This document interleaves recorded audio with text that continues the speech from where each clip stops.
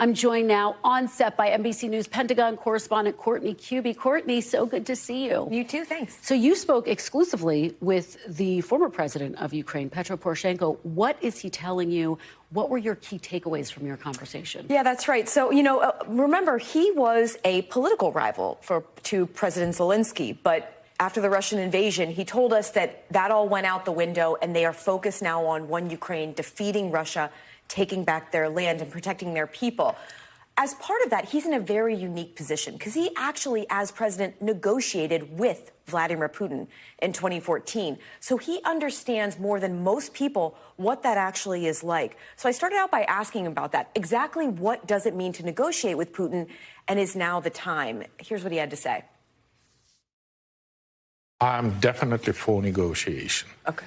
But we have a very great negotiator from Ukrainian side. He is a top diplomat. And the name of this negotiator is Armed Forces of Ukraine. We have a very successful tour negotiation when we throw Russia away from around Kiev. Russia said that that was a gesture of goodwill. Second round negotiation was when we threw Russia away from Chernihiv, Sumy. Third round was when we threw Russia away from the Kharkiv region.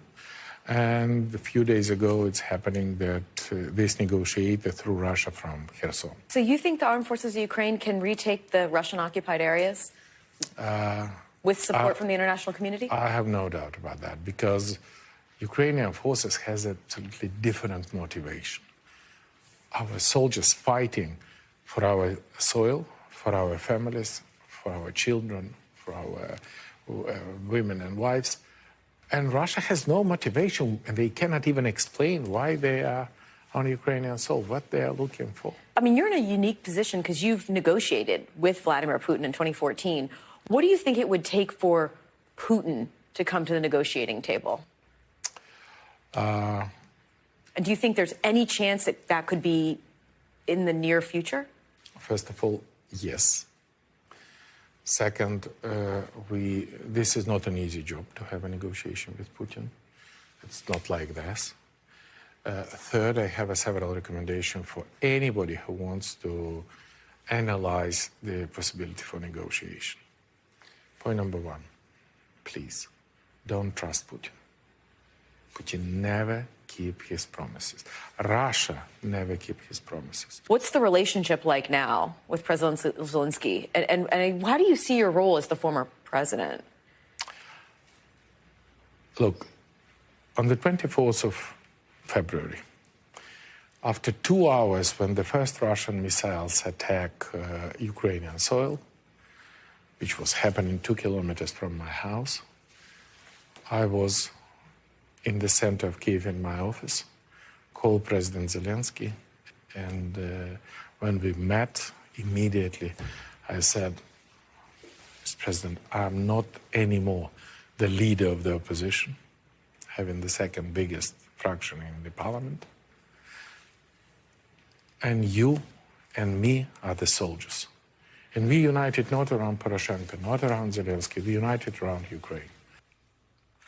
And the former president was here to meet with Biden administration officials because President Zelensky now cannot leave, but he can carry the message on behalf of the Ukrainian people and the Ukrainian government right now. It's just an extraordinary conversation, Court, and it's pretty stunning to hear him say that, yes, he thinks it is possible at some point for there to be a negotiation, but until that happens, what are the key things that Ukraine needs right now? Is it more military support? Because the U.S. is giving a lot of aid and a lot of financial aid and military support as well. And yet Zelensky continues to say, we need more. They do. And they do need more. They will constantly need ammunition as long as they are fighting the Russians.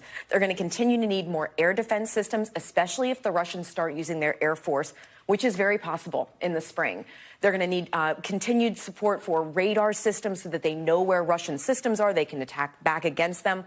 But another thing that President Poroshenko talked about was they need humanitarian support, especially going into the winter. But he also says they need the support of the international community, especially the U.S., if they go into negotiations with Vladimir Putin. They need the Ukrainian people, and the Ukrainian government needs that support to be visible if they actually go into these negotiations, which he thinks is possible. It's just so striking to hear him say that. I wonder, we are entering the winter. We are entering the 10th month of this conflict. Courtney, what did former President Poroshenko tell you about his concerns and concerns more generally throughout Ukraine that there is going to be waning support from the U.S., from its European allies? He's very concerned about that. He talked about Ukrainian fatigue, and that would be the international community not being able to support the Ukrainian people, not just in this current fight, but if they are able to keep pushing the Russian military back to the Russian-occupied areas. The Ukrainian government has made it very clear that they want to clear out those occupied areas as well. And that's what he's worried about. He says he knows the Ukrainian military can do that. They can defeat the Russians. But he's worried about that continuing fight and the world losing their will to keep supporting it. It's not just with weapons. They're going to need more and more humanitarian supplies, especially as the winter gets colder. There's power outages. There are food shortages. The Ukrainian people will need help for years and years to come. Thanks for watching our YouTube channel. Follow today's top stories and breaking news by downloading the NBC News app.